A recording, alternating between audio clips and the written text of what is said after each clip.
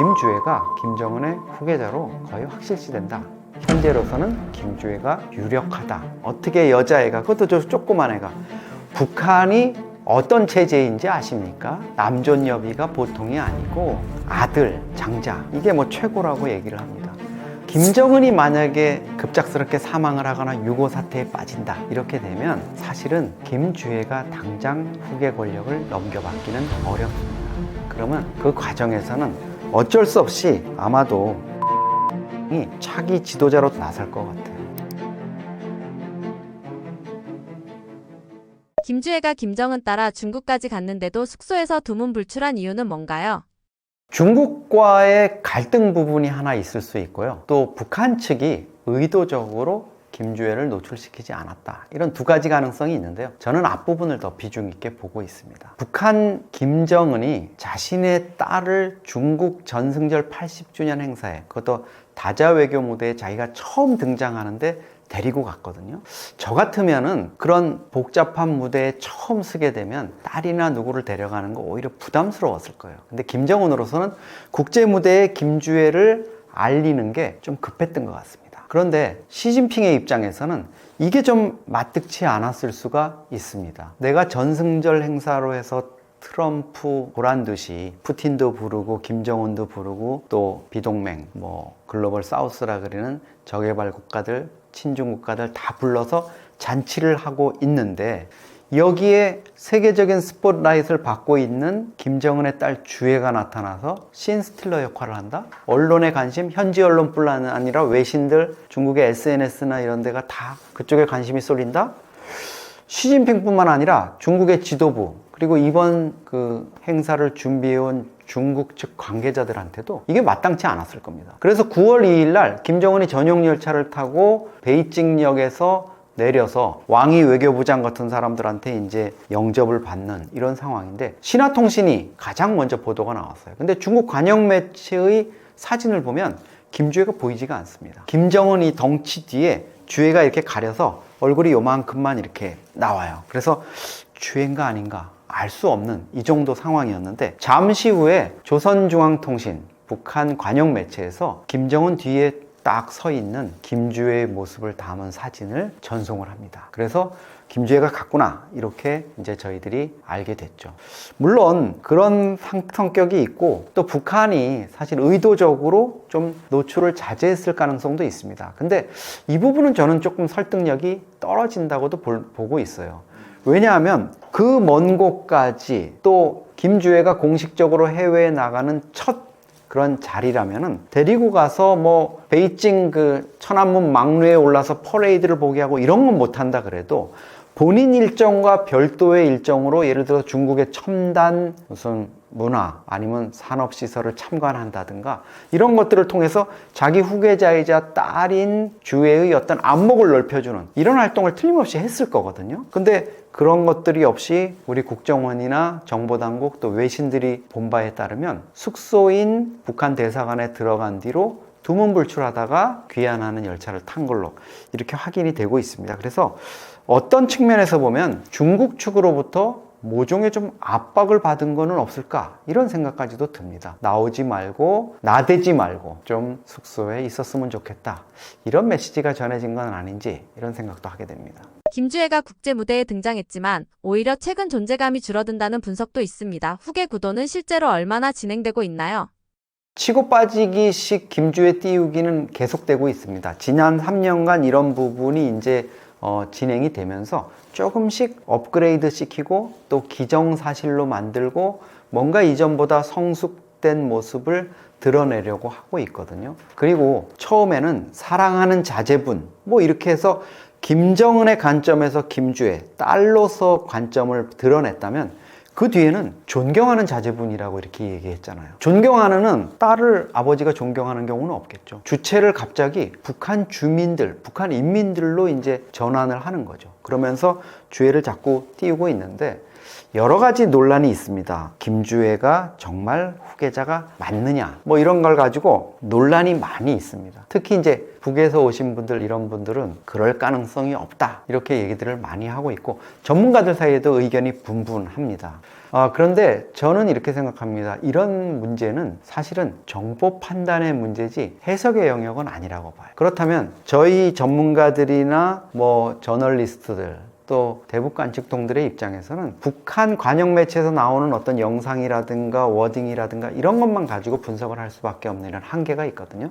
그렇다면 우리가 여기서 중시해야 될 거는 한국과 미국의 정보당국이라고 봅니다. 국가정보원이나 미 CIA, 중앙정보국이 북한 정보를 통해서 판단하는 내용, 그것 중에서 공개되는 것들이 비교적 정확한 것이라고 볼 수 있죠. 그리고 한미 사이에는 대북, 특히 이런 민감한 첩보와 관련해서 휴민트, 인적 네트워크를 통해서 얻은 정보들은 철저하게 관리되고 공유가 되고 서로 이제 첩보 수준에 입수된 거를 여러 가지 크로스 체크를 통해서 확인되는 거를 이른바 시인된 첩보라 그러거든요. 그런 단계로 접어가는 정보, 접어드는 정보, 이런 게 저는 중요하다고 봅니다. 과거에도 김일성의 후계자가 누가 되느냐, 김정일의 후계자가 누가 되느냐 이럴 때도 한미 정보당국이 장남인 김정철이 될 것 같다 이러다가 아니야, 김정은으로 옮겨가, 김정철이가 몸이 좀 이런 문제가 있어.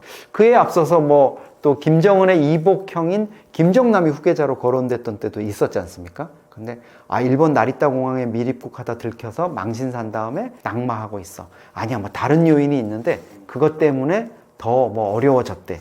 이렇게 한 것이 비교적 지금 돌이켜보면 매우 정확했습니다. 그러니까 지금 국회 정보위원회에 국가정보원이 보고하는 내용들, 이게 가장 중요하다고 볼 수 있는데요. 국정원은 뭐라고 보고하고 있느냐? 김주애가 김정은의 후계자로 거의 확실시된다, 이렇게 얘기를 하고 있습니다. 그러니까 김주애가 물론 다른 형제들, 뭐 아들인지 딸인지 이런 거는 정확하게 얘기하지 않고 있습니다만 같이 후계 수업을 받고 있다고는 하지만 현재로서는 김주애가 유력하다 이렇게 보고 있고요.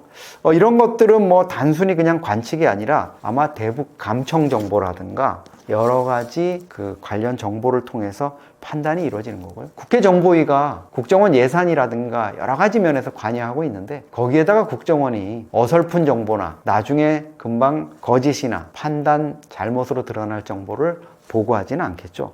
그래서 저는 김주애가 지금 선거 방송으로 친다면 이제 유력에서 확실, 당선 확실로 이렇게 넘어가는 단계에 있다, 이렇게 보고 있습니다. 김주애 후계 구도에 대해 북한 내부의 반응은 어떤가요? 김주애가 후계자로 유력하다, 국정원도 밝히고 저도 이렇게 좀 그런 판단을 갖고 있다고 얘기하면 북에서 오신 분들, 탈북민 분들이 아주 손사래를 칩니다. 그거 그럴 리가 없어요. 어떻게 여자애가, 그것도 저 조그만 애가, 북한이 어떤 체제인지 아십니까? 남존여비가 보통이 아니고 아들, 장자, 이게 뭐 최고라고 얘기를 합니다. 사실 북한에서 오신 외교관 뭐 이런 엘리트 분들 집에 저도 이제 가끔 초대받아서 가는데, 친한 분들의 경우에 이제 가서 저녁도 먹고 이렇게 하다 보면 이분들이 밖에서와는 좀 다른 모습을 보여요. 그냥 식사하시고 소파에 이렇게 탁 기댄 다음에 와이프 되시는 분, 그분도 북한에서 나름 엘리트셨고 여기 와서 또 뭐 나름대로 활동을 하시는 분들인데, 야, 잿더리 가져와라 이럽니다. 마치 우리 1950년대 60년대 옛날 영화에서, 우리 한국 영화에서 보던 이런 장면들, 아주 구시대적인 장면들이 그냥 현장 화면으로 생생하게 이렇게 나타나요.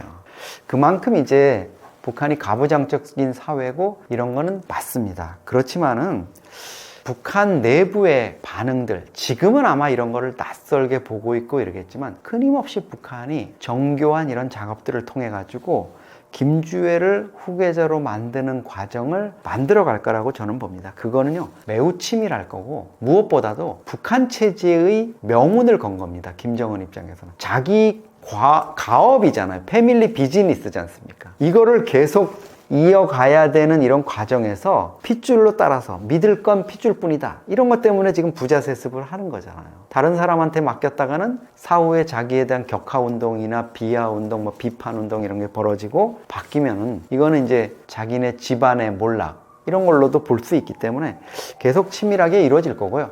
이런 과정이 앞으로, 김주애 이제 12살이지 않습니까? 앞으로 적어도 10년이 벌어진다고 생각해 보십시오. 아마 북한 주민들이 점점 뭐 녹아든다, 스며든다 이럴 수 있죠. 그런 과정을 통해서 김주애, 당연히 우리 후계자지. 김정은 장군님의 뒤를 이을 후계자야. 이렇게 받아들일 날이 올 거라고 봅니다. 리설주가 점점 공개 석상에 나오지 않고 있는데 단순한 보호 조치일까요? 아니면 후계 구도와 관련이 있을까요? 김정은의 부인 이설주는 집권 초기부터 사실은 자주 등장했습니다. 과거에 김정은의 생모인 고용희뿐만 아니라 김정일 국방위원장, 김일성 주석 모두 여성 편력들 이런 것들이 많았죠. 그러다 보니까 정혼을 한 부인뿐만 아니라 관련된 여성들 한 번도 이렇게 제대로 밖에 나온 적이 없었어요. 김정은도 아마 이런 부분에 대해서 불만이 있었던 것 같습니다. 아니, 28년을 같이 살면서 형 정철이랑 나랑 동생인 여정까지 아이를 셋을 낳았는데 엄마는 평생 퍼스트 레이디로서 대접 한 번 못 받고 은둔의 삶을 강요당하다가 그것도 나중에는 유선암이 걸려서 프랑스 파리의 병원에서 52살인가에 사망했거든요. 일찍 죽었습니다. 김정은이 20살 때. 이런 좀 상황에 대해서 김정은은 좀 울분이 있었던 것 같아요. 그래서 부인 이설주를 처음부터 부인 이설주 동지 이렇게 해가지고 같이 데리고 다니는 모습을 했는데 사실은 김주애가 등장하면서부터 이 부분이 확 줄었어요. 지난번 6월 말에 김정은이 야심차게 문을 연 원산 해안관광지구 거기 개막식 때 이설주가 나왔었는데 그게 1년 5개월 만에 처음 등장한 거였습니다. 그러니까 이거는 이설주를 보호한다거나 이설주에게 별다른 조치를 할 이런 상황은 없었거든요. 그리고 저는 이설주 출산설이 나오는데 그것도 아니라고 봅니다. 단지 후계 구도와 관련이 있을 거라고 이렇게 보고 있습니다. 지난 3년 동안 9살짜리 주애가 등장해서 지금 12살의 어떤 성숙한 후계자 12살인데 정말 12살 맞아? 이럴 정도로 너무 성숙된 모습으로 이제 이미지를 만들어 놓았는데 그 과정에서 만약 김정은의 후계자 지위로서가 아니라 엄마인 이설주가 그 자리에 계속 자리했다고 생각해 보십시오. 그러면 김주애는 김정은 이설주 부부의 12살, 9살 난 딸에 불과한 거거든요. 그런 이미지를 좀 불식시키기 위해서 매우 통제된 어떤 정교한 이런 이설주의 노출 빈도를 이런 작업이 있었을 거로 봅니다. 현송월의 아들이 차기 후계자로 거론되기도 하는데 김정은과는 어떤 관계가 있나요? 사실 현송월은 김정은을 최측근에서 보좌하는 이런 역할을 하고 있기 때문에 계속 언론에 북한 관영 매체에 이렇게 등장을 합니다. 김정은의 공개 활동을 보면 막강하죠. 김정은이 간부들한테 얘기하고 지시하고 이러면 간부들이 다 적는 척 하면서 그 눈을 떼지를 못합니다. 왜? 딴짓 하다가 걸리면 큰일 나니까. 근데 유일하게 핸드폰 만지작거리고 핸드폰 보고 딴짓 할 수 있는 게 현송월이에요.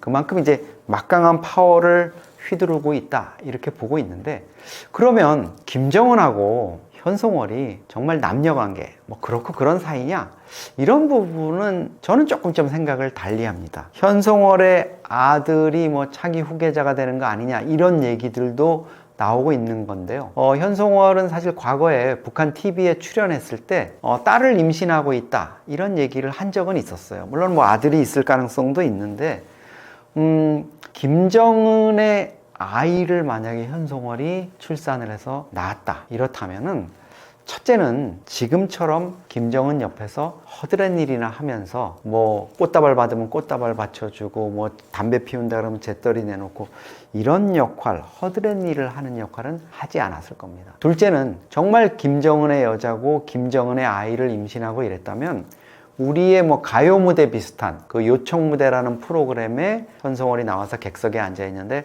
북한 TV 아나운서가 현송월 선생 나와 보시라요. 세대주가 어쩌고 노래 한 곡 해보시죠. 이런 얘기를 절대 할 수 없습니다. 오히려 권력 전면에서 완전히 사라져서 은둔의 삶을 갖거나 다른 좀 아이를 키우면서 다른 삶을 살아야 하는 이런 상황일 수도 있거든요. 그래서 저는 현송월이 어떤 김정은하고의 관계라는 게 다른 측면에서 좀 찾아봐야 되지 않을까. 그러니까 뭐 후계자라든가 그 아이를 낳았거나 이런 것보다는 뭔가 그 어느 순간에 현송월과 인연을 맺게 되면서 지금까지도 든든한 동반자, 동지, 또 김정은의 일거수일투족을 서포트해 줄 수 있는 의전 수석 비서관, 이런 역할을 할 수 있었지 않냐, 이렇게 생각하고요. 남녀 관계 부분은 조금 좀 저는 가능성을 낮게 보고 있습니다. 특히 북한 공개 영상이나 이런 거 보면 현송월하고 김정은의 부인 이설주하고 여전히 사이가 좋습니다. 뭐 의도적으로 연출된 게 아니라 이렇게 은연중에 이렇게 대화 나누고 이러는 거 보면 여전히 좋거든요. 저는 만약에 현송월이 부인 이설주와 별개로 김정은과 뭐 그런 관계이고 또 아이를 낳아서 키우고 있고 이렇다면 이설주가 결코 현송월과 그런 관계를 유지하기는 어려울 거다, 이렇게 보고 있습니다. 근데 그러면은 현성월이랑 그 이설주가 공존할 수 있는 세계관이 있는 건가요? 후에 이제 후계자 정해지는 부인 이설주하고 또 수행비서 역할을 하는 김정은의 수행비서 현송월하고는 충분히 공존할 수 있을 것 같아요. 과거에 은하수 관현악단에서 같이 가수 활동을 하면서 맺어진 인연이 있고요.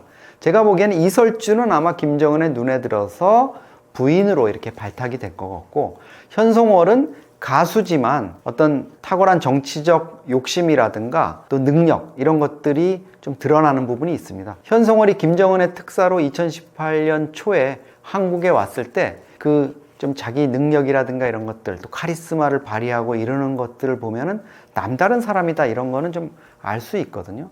그리고 앞으로 아마 이설주가 자기의 소생들, 그것이 뭐 김주애든 다른 자녀든 이 아이들을 4대 세습자로 권력자로 앉히는 과정에서 현송월은 오히려 조력자 역할을 하지 않을까, 이런 생각도 듭니다. 그러니까 현송월은 뭐 자기 아이, 뭐 김정은의 뭐 이런 추문, 스캔들에도 불구하고 묵묵히 지금 일을 하면서 누구보다도 김정은의 일거수일투족이라든가 북한 최고 지도자의 어떤 리더십과 관련한 부분을 꿰고 있고 북한 권력 내의 속성을 좀 속속들이 알고 있기 때문에 이설주 입장에서는 꼭 좀 같이 가고 싶은 그런 존재로 생각할 수도 있을 것 같습니다.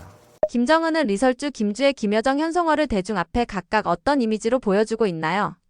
이설주 같은 경우에는 일단 부인 이설주, 이 부분이 가장 강하고요. 그 다음에 모성애를 많이 강조하는 것 같아요. 김정은의 후계자로 떠오르고 있는 김주애를 헌신적으로 뒷바라지하는 모습, 이런 것들이 지난번 그 원산에서 이제 같이 등장했을 때도 보면 핸드백을 옆에 큰 거를 메고 정말 뭐 옷매무새가 이렇게 흐트러지고 이러는 상황에서도 헌신적으로 뭐 아이 학원 보내려고 막 뒷바라지하는 이런 식으로 김주애의 치장이라든가 스타일이라든가 이런 것들을 챙기고, 또 아버지하고 딸 주애가 이렇게 딱 등장하니까 그 길 카페트 위에 서 있다가 이렇게 확 비켜나고 막 이러는 것들 보면은 정말 우리 딸, 뭐 이설주 입장에서는 당연히 그럴 수 있죠. 그런 것들 얼마든지 해줄 수 있죠. 우리 딸이 후계자가 되고 권력을 잡을 수 있고 계속 그렇게 갈 수 있다면 본인으로서는 아마 모든 걸 할 수 있다, 이런 마음일 거고, 그런 부분을 북한 매체들도 계속 부각을 시킬 겁니다. 또 하나 이제 김주애 같은 경우에는 앞으로 시간을 거치면서 이제 12살에 불과하니까 적어도 한 10년 정도의 작업을 통해서 성숙한 지도자로서의 이미지를 갖도록 할 겁니다. 그리고 이제 이미지뿐만 아니라 조금 있으면 어떤 스펙을 만들어주는 작업들이 이제 붙을 겁니다. 이번에 김정은 따라서 중국을 갔지 않습니까? 이것도 아마 나중에 기록 영화로 김정은의 해외 방문길에 김주애가 얼마나 헌신적으로 노력하고 수령을 받들기 위해서, 아버지지만 노력했다, 이런 것들이 나올 거고요. 벌써부터 북한 내부에서는 뭐 김주애가 수학 천재였다, 이런 식의 우상화 초기 단계가 벌어지고 있다 그러고요. 김여정이 조금 문제입니다. 사실 조카인 김주애가 뜨면서 김여정이 한때 북한 권력의 2인자로 이렇게 확실시 됐었는데 지금은 많이 밀려났죠. 북한 영상에 보면 뭐 20, 30장 김정은 동정을 소개하는 사진에, 혹은 김주애하고 김정은이 가운데 센터를 딱 차지하고 있는 사진에 김여정은 저 귀퉁이에 그 애착 머리밴드 하고 뭐 귀퉁이에 있거나 아니면 핸드폰 보면서 딴짓하는 거. 그러니까 뭔가 그 중심 논의축에서 벗어나 있는, 비껴나 있는 이런 모습을 자꾸 보여주거든요. 이거는 북한이 의도적으로 권력 차기 지도자로 떠오르는 김주애와 대비시켜서 이 김여정을 하나의 그냥 보좌관 이런 수준으로 좀 만들어 놓는 이런 모습이 있습니다. 그러니까 사실은 뭐 중국 베이징에서 열린 북중 정상회담이라든가 아니면 같은 곳에서 열렸던 북러 정상회담 이런 자리에도 보면 과거에 우리 문재인 대통령하고 김정은 위원장이 정상회담 할 때 보면 김여정이 얼마나 중심적인 역할에 있고 뭐 그 남측의 관계자들하고 이렇게 대화도 하고 뭐 이런 모습들 보면 아, 이 인자 확실하구나. 오빠의 후광을 얻은 어쩌면 저기가 후계자가 될지도 모르겠다. 김정은의 뭐 유고시 이런 상황이 되면 이런 느낌까지도 줬었는데 이제는 그런 것들이 많이 물빼기가 된, 탈색된 이런 느낌을 보이고 있고요. 현송월 같은 경우에는 아직도 여전히 김정은의 그냥 보좌관 수행비서 역할을 하고 있는데요. 근데 이제 북한 권력 내에서의 지위는 확고한 것 같습니다. 현송월이 회의장 입구에 문고리 권력이죠. 거기에 서서 하나하나 이렇게 지시해주지 않으면 북한의 총리부터 뭐 최고 권력자들이 줄줄이 다 자기가 어디 앉아야 될지도 몰라요. 그럼 현송월이 뭐 어디 앉아라 이렇게 얘기하고 있고요. 경호원들의 동선이라든가 이런 것까지도 현송월이 다 관리하고 있습니다. 네, 그래서 제 나름대로 이 4명의 어떻게 보면 평양 안방 권력의 여성들인데 제 나름대로의 역할과 이미지 이런 것들을 가지고 김정은을 중심으로 해서 각자의 좀 롤을 하고 있다. 분명히 구분되는 뭔가가 있다. 이렇게 말씀드릴 수 있겠습니다. 김정은이 지금 당장 죽는 상황을 가정한다면 바로 올라서게 될 2인자는 누구일까요? 그럼에도 불구하고 김정은이 만약에 급작스럽게 사망을 하거나 유고 사태에 빠진다 이렇게 되면 사실은 김주애가 당장 후계 권력을 넘겨받기는 어렵습니다. 그러면 그 과정에서는 어쩔 수 없이 아마도 김정은의 여동생 김여정이 권력의 관리자로 나설 것 같아요. 백두혈통이나 여러 가지 뭐 북한이 제시하는 논리로 보면은 그렇습니다. 부인 이설주가 물론 주애를 내세워서 뭐 수렴첨정을 하거나 섭정을 하거나 이럴 가능성도 우리 왕조사를 보면은 뭐 그런 상상도 가능합니다만은 부인 이설주가 권력 핵심부에서 뭔가 좌지우지할 가능성 그건 높지 않습니다. 그리고 주애가 아직은 너무 어립니다. 12살짜리 아이를 가지고 뭐 북한 권력의 중심부에 내세우기는 어렵다. 그러면 김여정이 여전히 가장 1순위에 있다 이렇게 볼 수 있고요. 과거 사실 김정은이 노동당 규약이라든가 이런 거를 개정하면서 김정은이 총비서고 제1비서 자리를 신설을 했거든요. 이게 이제 유고시에 어떻게 보면 뭐 북한의 핵버튼도 누를 수 있는 권한, 권력을 넘겨받을 수 있는 권한 이런 것들이 있는데 그 자리에 김여정을 앉혔다는 관측이 그게 공개되지는 않았지만 있었습니다. 김정은이 아무리 자기 딸인 주애를 지금 후계자로 띄우고 있다 그래도 당장 준비가 안 된 상황이라면 플랜 B로 아마도 김여정을 준비해 놓지 않았을까 이렇게 생각이 듭니다. 최근 북한의 2030 세대를 예전처럼 장마당 세대가 아니라 한류 세대라고 부른다고 하는데요. 이렇게 불리게 된 배경은 무엇인가요? 과거에 북한의 장마당이 북한 주민들의 삶을 좌지우지하던 때가 있었습니다. 1994년에 북한 김일성이 사망하고 95년, 96년에 북한에 엄청난 홍수가 나요. 그때 뭐 공장이나 이런 거 다 침수되고 탄광도 물에 잠기고 이래서 5년, 6년, 7년, 8년 이때 북한의 고난의 행군이라는 대기근 사태가 닥칩니다. 그때 한국으로 망명했던 황장엽 비서가 2,400만, 지금은 2,500만입니다만 주민 가운데 2,300만 명이 굶어 죽었다. 이런 얘기도 했어요. 정말 처참했습니다. 저도 북중 접경에 가서 그 수많은 강에 떠내려오는 시신들 보면서 정말 경악을 했는데 그 시기에 노동당, 북한이 배급이 끊어졌어요. 그러니까 할 수 없이 이제 장마당에서 흘러나온 곡물이라든가 또 중국에서 유통되는 생필품 이런 것들로 이제 연명을 한 거죠. 그런 세대들이 지금 북한의 이제 40대 또 30, 40대를 차지하고 있는데요. 지금 20대, 30대 또 뭐 10대 청소년들 같은 경우에는 이제 장마당을 넘어서 한류 세대가 된 겁니다. 장마당은 거기에서 이제 먹고 살기 힘든 그런 시절을 보냈기 때문에 노동당, 북한 정권에 대한 빚진 마음이 없는 거예요. 과거처럼 북한이 좀 먹고 살만하던 60, 70년대, 뭐 80년대 초반까지 나라에서 주는, 당국에서 주는 식량이다, 뭐 된장, 돼지고기 뭐 이런 거 배급받아서 살았잖아요. 그러니까 정권에 대한 약간 빚진 의식이 있고 내가 충성을 해야지 이런 게 조금이라도 있었단 말입니다. 근데 장마당 세대들이 그런 게 떠났는데, 장마당 세대는 북한 정권에 대한 채무 의식이 없는 수준이었다면 이 한류 세대, 젊은 층들은 그거를 넘어서서 한국에 대한 동경심이 싹 터 있는 거죠. 왜냐하면 한류 세대들은 한국 드라마와 영화, 가요 이런 것들을 접하면서 북한 당국이 얘기했던, 선전했던 것들이 허황되다는 걸 이제 뭔가 느끼고 있는 거예요. 그러면서 한국의 드라마나 영화를 보면서 처음에는 거짓말이고 선전인 줄 알았는데 50편, 100편 이렇게 보면서 이게 정말일지도 모르겠네? 이런 세상이 있었구나 하고, 이제 북한 체제, 김정은이 아무리 뭐 청년들의 사상교양을 어떻게 하고 이렇게 얘기를 한다 그래도 한국 한류, K컬처에 이제 빠져드는 거죠. 최근에는 뭐 평양에도 불닭볶음면이 번지고 있다, 이런 얘기가 나올 정도로 한류 문화가 북한 젊은 세대들에게 파고들고 있습니다. 북한의 한류 세대에 대해 김정은은 알고 있을까요? 김정은도 한류 드라마나 음악을 접하고 있을까요? 김정은은 당연히 이 부분, 한류 세대들의 문제점을 알고 있습니다. 그러니까 청년들, 청소년들, 학생들에 대한 사상교양을 최근 들어서 엄청 강조해요. 그리고 이걸 그대로 놔뒀다가는 물먹은 담벼락처럼 허물어진다, 이렇게 얘기합니다. 요즘 우리는 뭐 벽이 다 돌로 돼 있거나 뭐 콘크리트로 돼 있지만, 옛날에 우리가 아주 어렵던 시절에는 흙으로 이제 벽을 만들어서 뭐 이렇게 해서 물 먹으면은 무너진다, 이런 식의 얘기를 하고 있는 건데, 그만큼 김정은도 여기에 대해서 경계심을 느끼고 있을 겁니다. 아마 저는 김정은이 이렇게 한류에 대한 경계심을 보이는 이유 중에 하나는 체험도 크다고 봐요. 사실 지금 한류 문화, 한류 드라마, 영화, 가요 못하게 철저히 막고 아주 가혹한 처벌을 하고 있지만, 김정은이 누굽니까? 2018년 평양에 한국 가수들, 대중 가수들 불러서 공연 보면서 즐거워했잖아요. 레드벨벳의 빨간맛 이런 노래 부르면서 그 가수들 만나서 또 사진도 찍고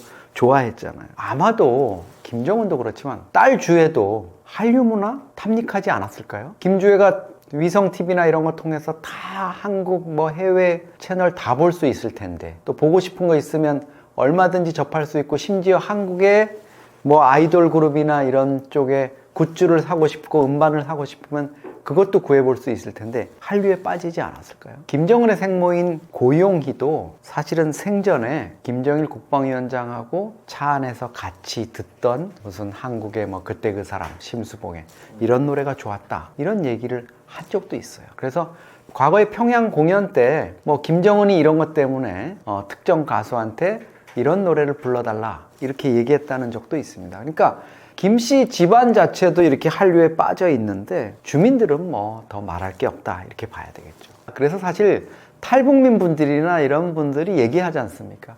김정은이야말로 누구보다도 한류 문화에 빠져 있고, 또 집안이 탈북민 집안인데 네가 왜 한류 드라마 영화 보는 거 처벌하고 탈북민들을 쓰레기라고 그러느냐. 김정은의 생모인 고용희의 언니 고용숙이 일찌감치 탈북해가지고 지금 미국 뉴욕에서 남편과 함께 살고 있잖아요. 이 강이란 분하고. 그래서 뭐 한국에 온 적도 있었는데, 이런 실상을 외면하고 김정은이 지금 좀 너무하는 거 아니야? 이런 볼멘 소리도 나오고 있습니다. 극심한 통제 속에서도 북한 사람들이 한류를 즐기고 있다고 들었습니다. 어떤 경로로 접하고 가장 인기 있는 건 뭔가요?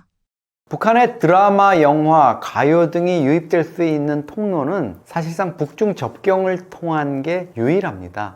과거에 대북 전단이나 이런데 뭐 USB를 담아서 풍선으로 보내가지고 일부 즐기는 게 있었지만, 그런 것들이 지금은 이제 중단된 상태라고 볼 수 있고요. 북한은 당연히 인터넷을 전혀 주민들이 접할 수 없게 통제하고 있기 때문에 뭐 넷플릭스나 뭐 이런 것들을 통해서 접할 수 있는 것도 아니죠. 과거에는 중국 지역에서 한국의 위성방송이나 이런 것들을 녹화해서 VTR 테이프, 이런 큰 테이프로 들어갔습니다. 반입이 어려웠죠. 단속도 쉬웠고요. 보고 있을 때 뭐 들이닥쳐가지고 빼내면 됐었으니까. 근데 그 뒤에 USB가 등장하면서 이제 유통의 속도가 엄청 빨라졌고 은밀하게 보내는 게 더 가능해졌고요. 최근에는 얘기 들어보니까 마이크로 SD도 이제 고용량이 되고 이러면서 거기에 담아서 유통하면서 밀반입 이런 것들이 좀 더 쉬워졌다고 그럽니다. 이런 것들을 통해서 지금 유입되는 게 속도도 빨라졌어요. 과거 같으면 뭐 한두 달 걸리고 이랬다 그러는데 지금은 거의 동시에 평양까지 도달하고 있다고 합니다. 그래서 최근에 뭐 가장 인기를 끌었던 게 이제 오징어 게임. 이거야말로 북한 주민들이 전혀 접해보지 못했던 정말 찐 자본주의를 보여주는 그런 영화인데 북한의 선전선동 영화, 고리타분한 영화에 익숙해져 있던 사람들이 보면 정말 눈이 뜨이는 이런 영화라고 볼 수 있습니다. 그리고 뭐 사랑의 불시착 같은 경우도 벌써 종영된 지 한 5, 6년 됐는데도 여전히 큰 인기입니다. 이거는 뭐 구성 자체가 그러니까요. 현빈, 손예진 이 두 사람이 주연으로 등장하는데 손예진 씨가 이제 재벌 상속녀인 윤세라로 나오고 그 다음에 현빈 씨가 특급 장교인 북한군 이정혁으로 나오잖아요. 이 재벌 상속녀가 행글라이더를 타다가 패러글라이딩을 하다가 돌풍이 불어서 북한으로 넘어간다는 다소 황당한 그래서 사랑이 뭐 꽃핀다 이런 건데 여기 안에서 한류 문화가 다뤄지고 있습니다. 이 드라마 안에서 아주 리얼하게 뭐 한국산 쿠쿠밥솥을 몰래 북한 주민이 가지고 이제 쓰고 있었는데 인민반장이 어느 날 단속을 나와서 탁 감춰놨는데 취사가 완료되었습니다 하고 소리가 나서 들킨다든가 또 심지어 한류 드라마 영화에 빠져가지고 그거를 보니라고 북한군 초병이 그 모니터에다 그걸 띄워놓고 보니라고 그 앞으로 뭐 병사들이 막 휴전선을 넘나드는데도 못 본다 이런 재미있는 설정들이 있는 거예요. 그러니까 북한 주민들 입장에서는 이런 영화 드라마에 빠질 수밖에 없는 거죠. 뭐 그 원조격인 천국의 계단 벌써 20년이 넘었습니다. 방영된 지. 이런 것들이 아직도 북한에서 계속 이렇게 돌면서 권상우, 최지우 뭐 이런 그 배우들의 인기가 아직도 여전합니다. 이분들이 결국은 이 한류 드라마를 거듭해서 보다 보면 어느 순간에는 저기 가서 한번 살다 죽으면 원이 없겠다 하고 목숨을 건 탈출을 하는 거죠. 그래서 천국의 계단을 보고 탈출을 했다는 탈북했다는 어떤 여성 탈북자분은 여기에 무대가 된 강화도 어느 펜션의 계단에 가서 그 드라마에 등장하는 것처럼 이렇게 석양이 지는 그 장면에서 거기 목 놓아 울어가지고 같이 데리고 갔던 그 국정원 간부분이 아주 당황했다 이런 얘기도 들었습니다. 이게 지금 뭐 북한의 청소년들한테는 이게 거의 지금 유일한 낙일 거예요. 그리고 어느 정도래야지 탈북민 20, 30대 탈북민 10명 중에 8, 9명은 한국 드라마 보고 왔어요 라고 이구동성으로 얘기를 해요. 그러니까 이 K컬처의 영향력 또 북한판 한류 바람에 대해서 김정은이 바짝 긴장할 수밖에 없을 겁니다. 한류 세대와 기성 세대를 비교했을 때 체제나 지도자 인식에서 어떤 차이가 있나요? 북한 정권을 수립한 김일성 북한의 국가 주석이죠. 이 사람에 대해서는 북한 체제 내부에서 어떤 좀 상당한 이런 뭐 좀 내면에서 이렇게 우러나오는 이런 존경심? 북한 일반 주민들 사이에서 권력층도 물론이고요. 있었던 것 같아요. 이거는 이제 김일성이 뭐 북한 정권을 수립했다 이런 것도 있겠지만 사실 김일성 시기에 1950년대, 60년대, 70년대까지 보면은요. 북한 주민들의 표정이나 이런 게 살아있어요. 사람의 모습이에요. 그러니까 그때만 해도 그 국가 주석이니 뭐니 최고 지도자 이런 사람들이 별로 어렵지 않았던 것 같아요. 주민들이 만나서도 그냥 이렇게 얘기하고 농담하면 뭐 김일성도 농담 던지고 이런 거였는데 김정일 시대 오면서 이게 뭐 유일영도니 뭐 수령 권위 절대 옹호니 이런 게 생기면서 경직되기 시작합니다. 김일성을 넘어서 이제 김정일 때는 조금 이게 좀 경직됐다 이런 느낌을 받았는데 김정은 시대 와서는 이게 뭐 최악을 달리는 거죠. 그러다 보니까 과거 세대는 김일성, 김정일에 대한 어느 정도의 자발적인 좀 복종심 그것이 뭐 세뇌에 의한 거든 거기에 익숙해진 것이거든 그런 게 있었는데 김정은 시대 와가지고는 이런 것들이 좀 허물어지고 있다 이렇게 볼 수가 있습니다. 그리고 장마당 세대가 북한 정권에 의지하지 않고 자기들의 삶을 이렇게 유지해야 됐던 이런 것들에 대한 어떤 김정은 체제에 대한 좀 반감, 이런 부분들이 있는 것 같아요. 과거 김일성, 김정일 때는 쉽게 기업을 운영하는 걸 예를 들자면 종업원 1000명이 있으면 1000명한테 다 야, 많이는 못 줘. 이익이 나지 않고 살림이 회사 사정이 어려워서 많이는 못 주는데 월급을 요 정도는 줄게 하고 줬다면, 김정은은 전체 직원들한테 줄 월급이 마땅치 않으니까 1000명 중에서 내 말 잘 듣는 한 30명, 50명한테는 내가 왕창 줄게. 집도 주고 뭐도 주고 다 보장하는데 나머지는 좀 알아서 먹고 살아라. 이러다 보니까 이제 장마당으로 흘러나가고, 이제 장마당마저 이제 최근 들어서 뭐 체제 관리 차원에서 통제한다 보니까 이제 한류 세대들이 점점 성장을 하면서 이 한류 세대들이 김정은 체제, 북한 정권에 대한 반감을 이제 키워나가고 있는 거죠. 그리고 한국 사회에 대한 어떤 동경이나 이런 것들을 키워나가고 있다. 이게 저는 뭐 근본적인 차이인 것 같아요. 그리고 과거 시대에 대한 어떤 향수, 이런 것들이 있는 것 같고, 지금은 강압적인 북한 체제, 특히 김정은 초기에 있었던 많은 이제 그 공개 처형이라든가 이런 게 있었잖아요. 그리고 이복형인 김정남을 암살하고 고모부인 장성택을 처형하고 이러는 그 모습들을 보고 나서 김정은 체제에서는 조금 굴종적인 절대 복종, 이런 경직성이 심하게 나타나고 있습니다. 북한의 한류 세대와 기존 세대 간의 갈등은 어느 정도인가요? 이런 변화가 북한 사회와 김정은 체제의 미래에 어떤 영향을 주게 될까요?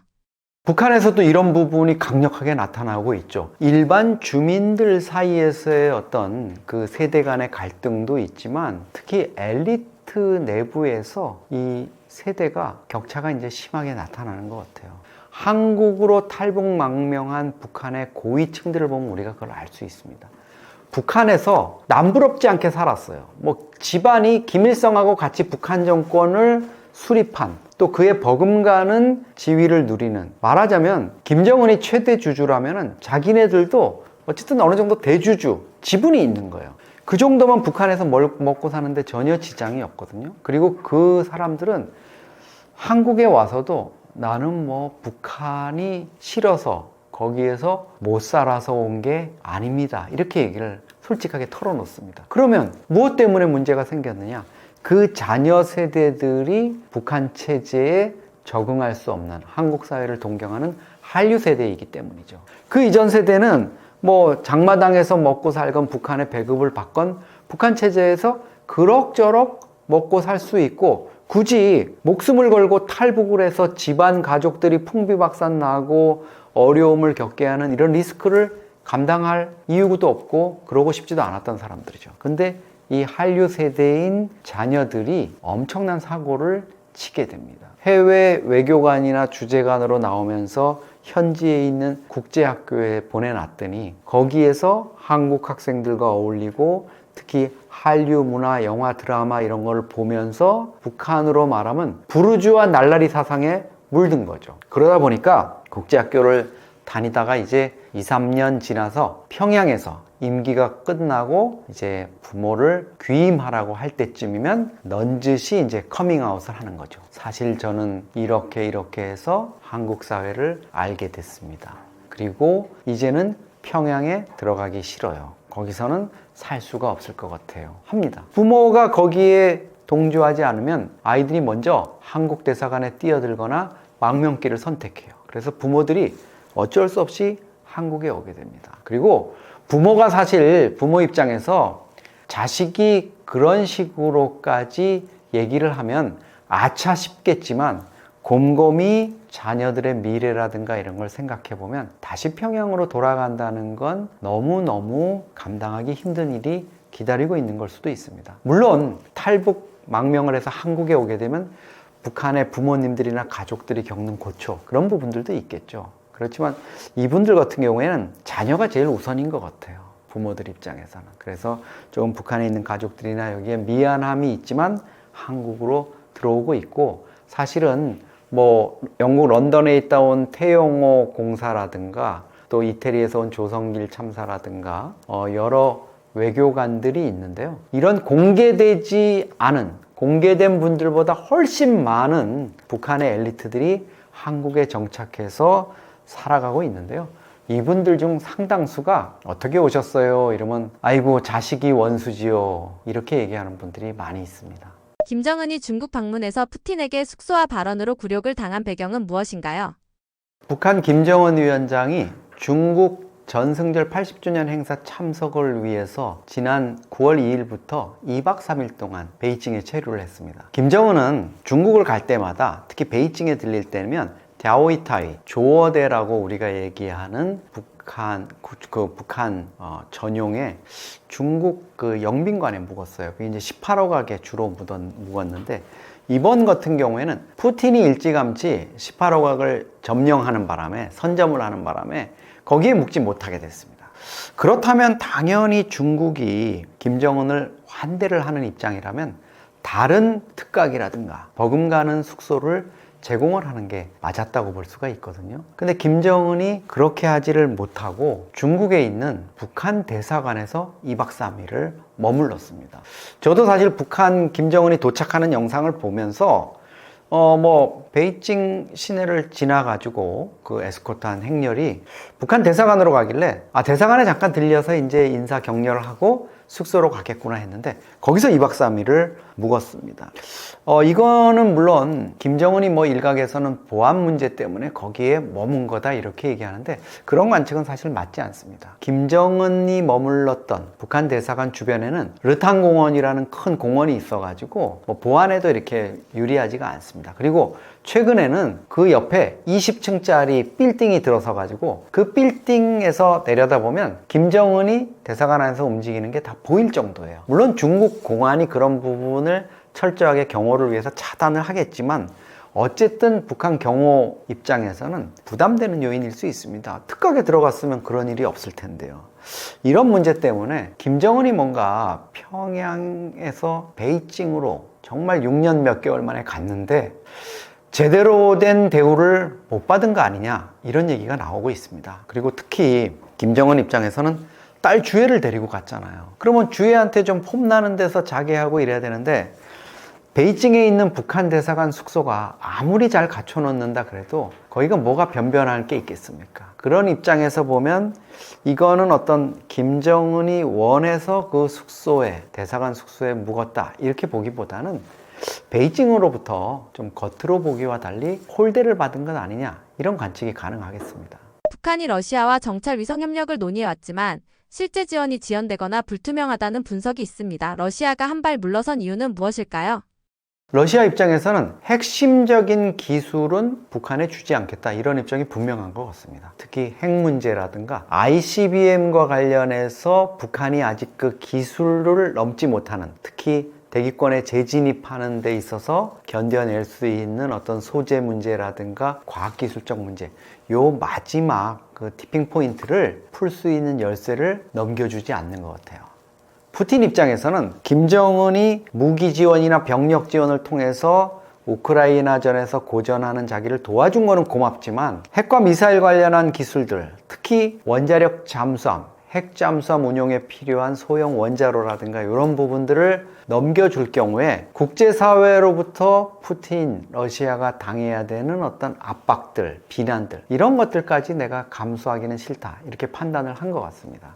사실 원포인트 레슨은 있었죠. 2023년 9월에 보스토치니 우주센터에서 푸틴과 김정은이 정상회담을 하는데요. 그때는 김정은의 환심을 사기 위한 이유였는지는 모르지만 푸틴이 회담장에 들어가기 전부터 내가 위성 기술을 김정은한테 주려고 한다고 막 언론 플레이를 했어요. 그리고 9월에 결국은 주기로 합의를 하고 11월에 북한이 군사정찰 위성을 쏘아 올리는데 성공을 합니다. 그 이전에 여러 차례 실패했던 거예요. 러시아 기술진이 평양에 들어가서 현지에서 가르쳐 줬기 때문에 가능했다. 기술 지원이 있었다. 이게 정설입니다. 그런데 김정은이 여기에 고무받았는지 2024년 작년 초에 올해 안에 내가 군사정찰 위성을 3개를 더 쏘겠다 이렇게 공언을 했어요. 근데 아직까지도 하나도 쏘아 올리지 못하고 있습니다. 시도도 못하고 있어요. 그런 공언이었으면 김정은 입장에서는 대망신이거든요. 간부들이나 군부 간부들한테 주민들한테 체면이 안 서는 일입니다. 결국은 이거는 푸틴이 원포인트 레슨은 해줬다. 원포인트 레슨은 기술진을 들여보내서 해줬지만 기술을 완전히 넘겨서 김정은이 군사정찰 위성을 자체적으로 펑펑펑 쏘아 올리는 거, 이것까지는 보지 못하겠다, 이렇게 볼 수가 있습니다. 그러니까 김정은과 푸틴 사이에 뭔가 그 북러 밀착을 과시하는 이런 모습들은 있지만 뭔가 속내에서의 그 셈법은 조금 다른 게 아닌가, 이런 생각도 듭니다. 우크라이나 전쟁 장기화가 러시아 북한 협력 관계에 어떤 영향을 주고 있나요?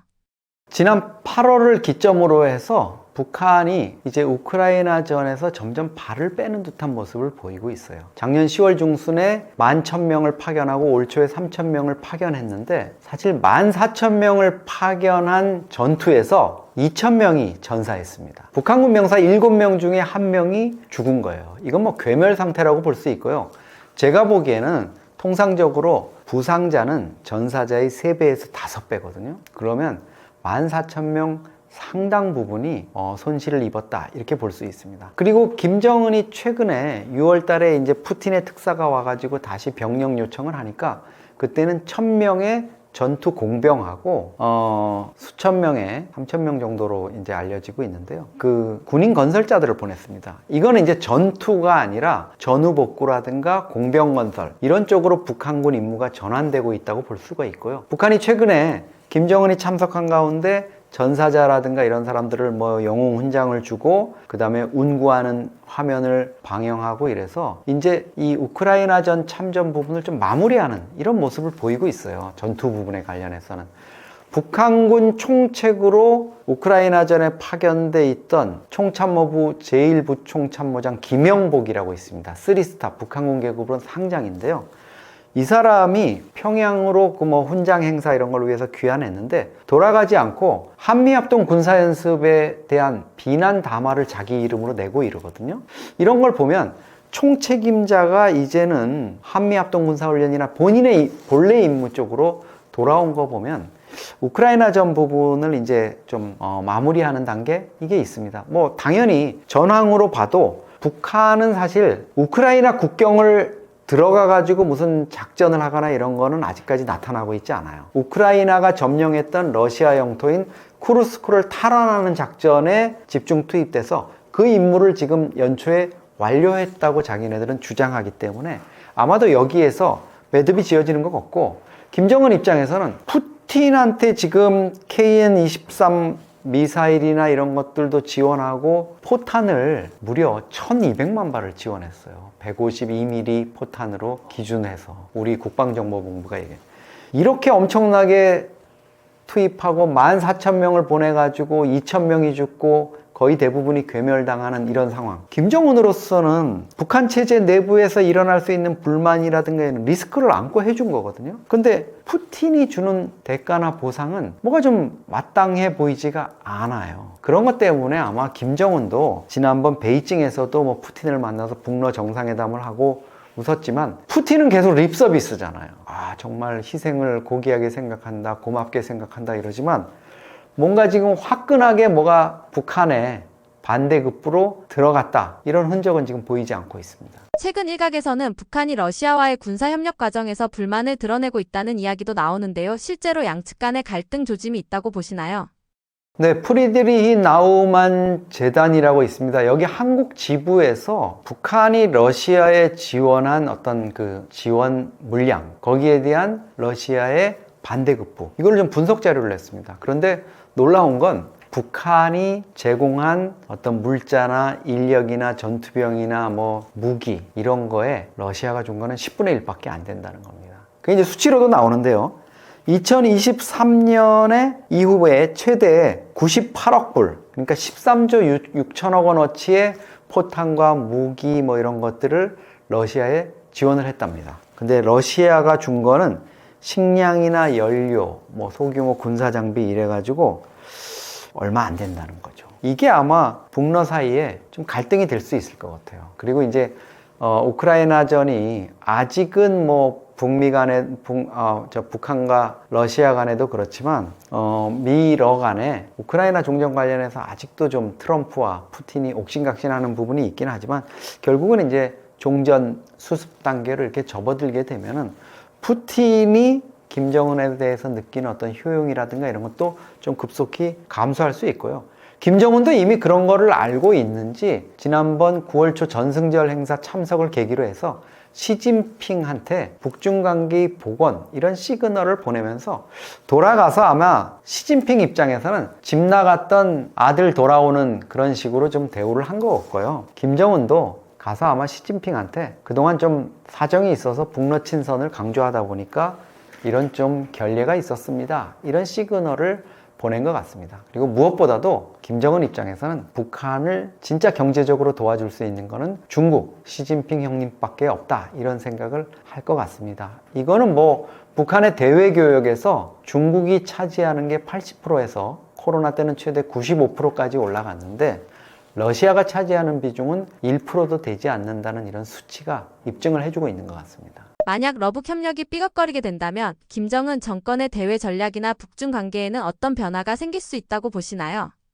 김정은 입장에서는 베이징 전승절 행사 참석을 통해서 북중러 연대를 과시했다 이렇게 볼 수 있습니다. 이거는 8월 25일 날 트럼프 대통령과 이재명 대통령이 만나서 한미 정상회담을 하고 또 그 직전에 이재명 대통령이 이시바 일본 총리를 만나가지고 한일 관계도 복원을 하는, 다지는 이런 모습들을 통해서 한미일 연대를 강력하게 과시했던 이런 거에 대한 어떤 반작용이라고 또 볼 수 있습니다. 그 과정에서 북중러 연대의 어떤 핵심 역할을 사실은 김정은이가 해준 거죠. 중국과 러시아만으로 좀 부족했던 이 축에 김정은이 가세함으로써 북중러, 한미일 이런 대립구도가 본격화됐다고 볼 수 있는데요. 김정은 입장에서는 이제 서서히 중국과의 관계 복원을 통해서 경제적인 문제 그리고 앞으로 북러 회담을 갖는 앞으로 북한과 미국이 정상회담을 갖는 이런 단계에서 중국의 어떤 후견, 중국의 지도 이런 거를 받을 수 있는 이런 부분도 좀 모색을 할 것 같습니다. 과거 김정은이 트럼프 1기 때 남북 정상회담을 하고 또 북미 정상회담을 하기 전후에서 계속 베이징의 시진핑을 찾아갔거든요. 이런 모습들은 사전에 전략을 논의하고 또 사후의 결과를 공유하는 이런 자리였다고 볼 수 있습니다. 아마 이번 전승절 방문이라든가 또 북중 정상회담을 통해서도 시진핑하고 향후 북미 관계, 북미 정상회담의 전략을 어떻게 가져갈까라는 이런 논의들이 있었을 것 같고요. 이런 공감이 있었을 것 같습니다. 그래서 한동안 우크라이나 전쟁을 중심으로 해가지고 북러가 밀착하는 모습을 보였지만 이것은 전통적인 북중 간의 어떤 끈끈한 연대 이런 부분을 넘어서기는 어렵다. 이런 현실을 보여준 것 같습니다. 이제 완연한 가을 기운이 느껴집니다. 한반도에는 벌써부터 겨울 추위가 느껴지는 것 같습니다. 안보 상황이 심상치 않습니다. 중국과 러시아는 물론이고요. 한국과 미국 간의 관계, 이런 부분, 동맹 관계도 지금 만만치 않아 보입니다. 이런 상황에서 10월 말에는 경주 에이펙 정상회담이 열리고 여러 가지 안보 상황의 중대 변수가 될 이런 이벤트들이 놓여 있는 것 같습니다. 정신 바짝 차리고 여러분들과 좋은 정보로서 공유하고 분석해 나가도록 하겠습니다.